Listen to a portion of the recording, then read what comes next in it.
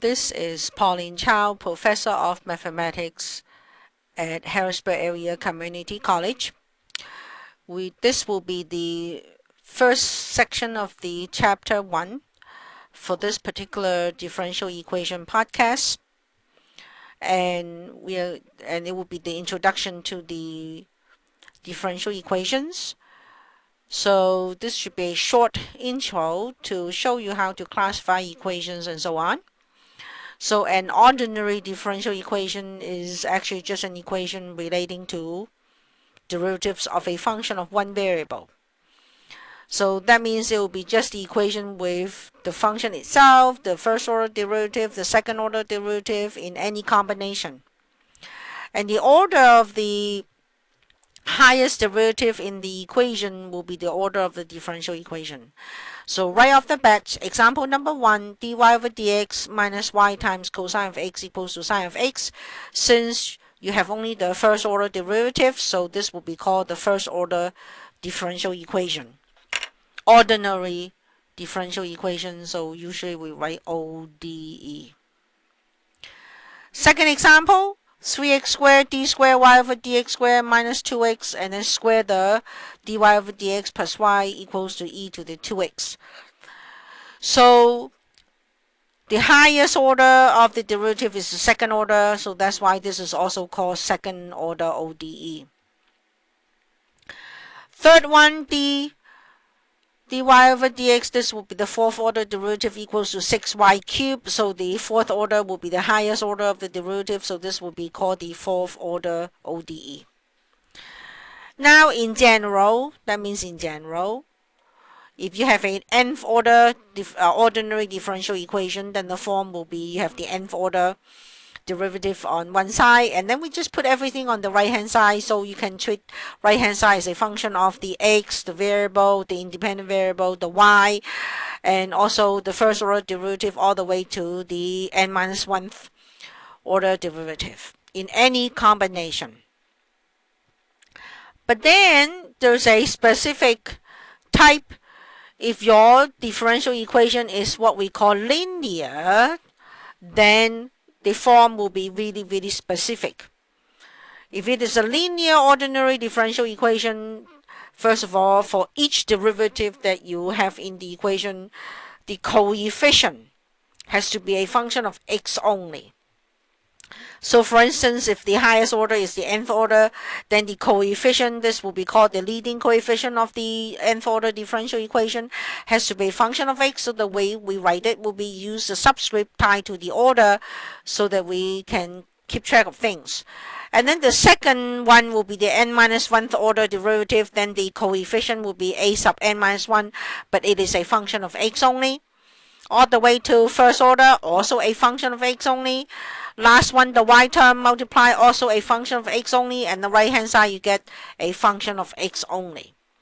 And none of the y term derivative should be of any power. So this is called linear, nth order linear ordinary differential equation.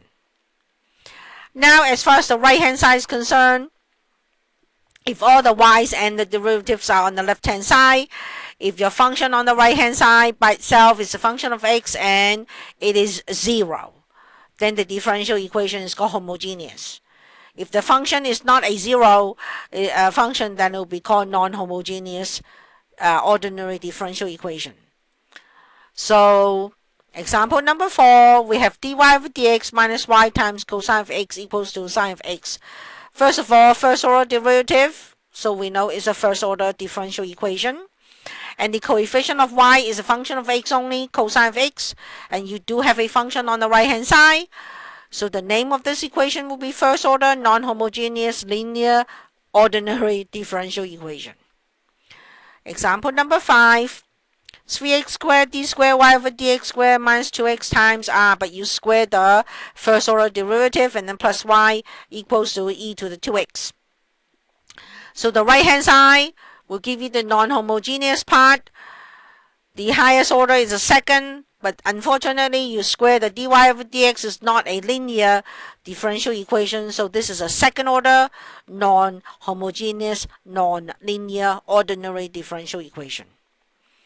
Example number 6, Fourth order derivative equals to 6y cubed.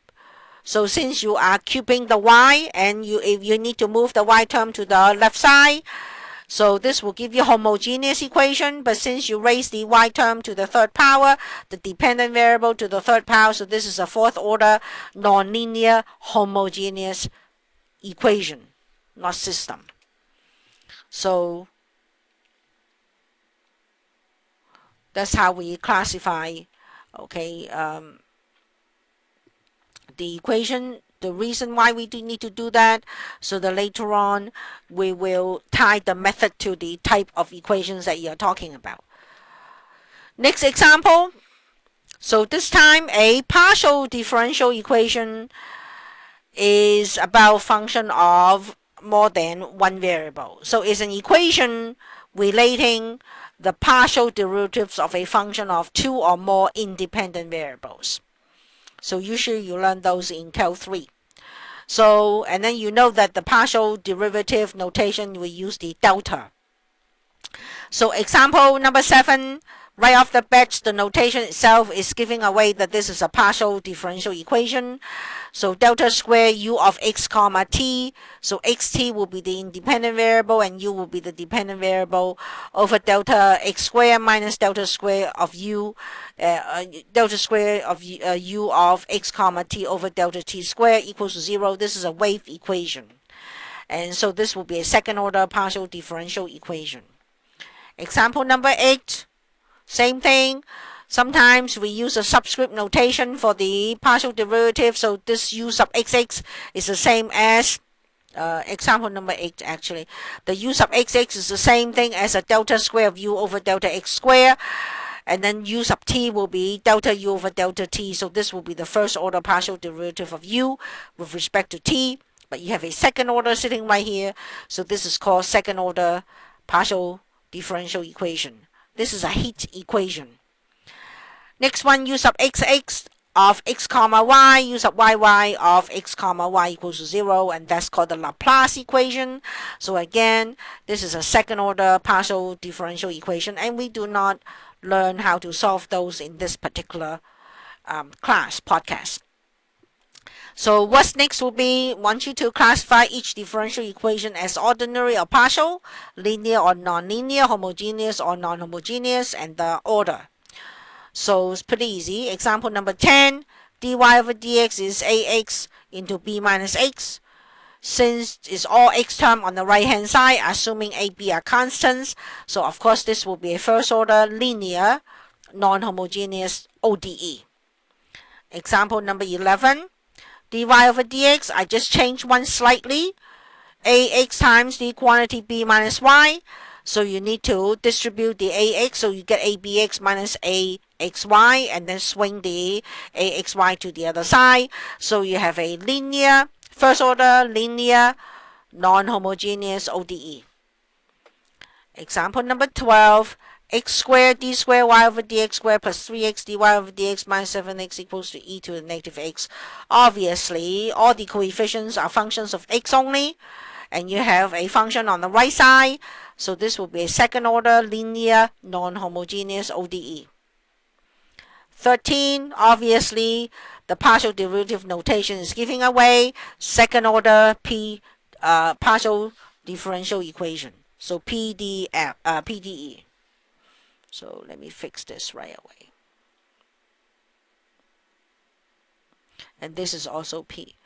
And again, this is the Laplace equation. It's just that they use the omega as the dependent variable. So number 14 is a second order partial differential equation. 15, d squared y over dx squared plus the square root of x minus y times the square of dy over dx equals to 3y. But again, you need to move the y term to the left, then you will end up with a 0 on the right.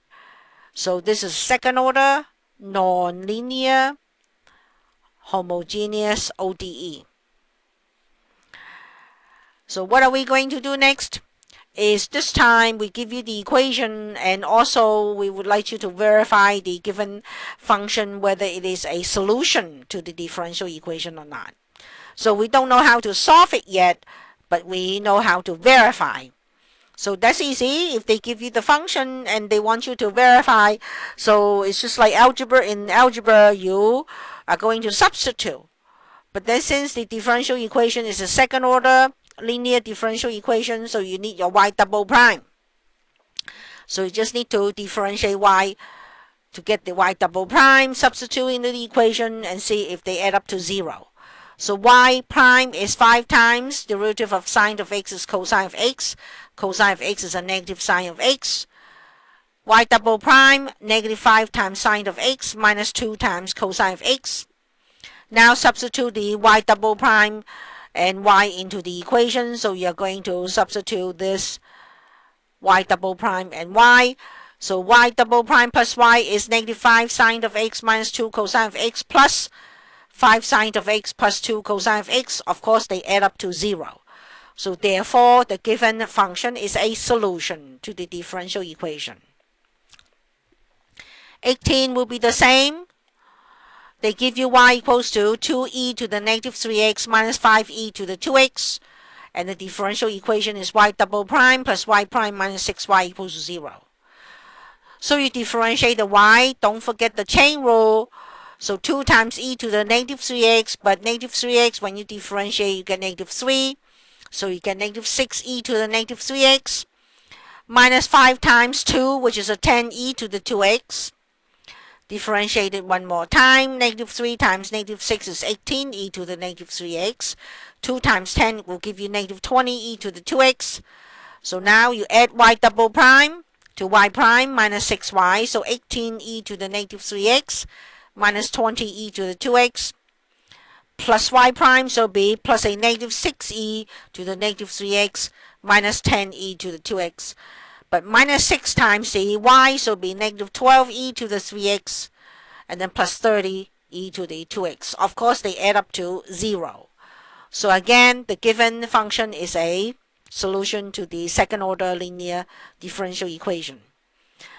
And I just want to acknowledge that all the books that I'm using to develop this particular course as a podcast, I'm using at least 6 books. Differential Equations with Boundary Value Problems by Zill and Colin, 6th edition, 2005. Thomson is the publisher. Introduction to Differential Equations with Boundary Value Problems by Campbell and Haberman, 1996. Elementary Differential Equations with Boundary Value Problems by Kohler and Johnson, 2004. Fundamentals of Differential Equations by Nagel, Sev, and Snyder, 7th edition.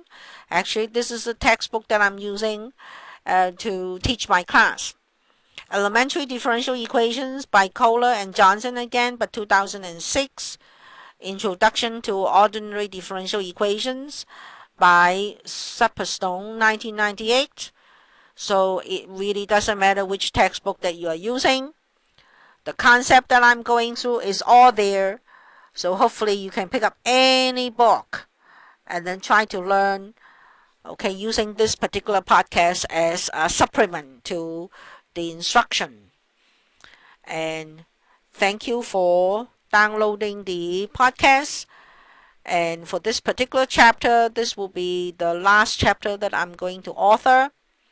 And hopefully once I'm done, this will be a course for everybody to use. Thank you.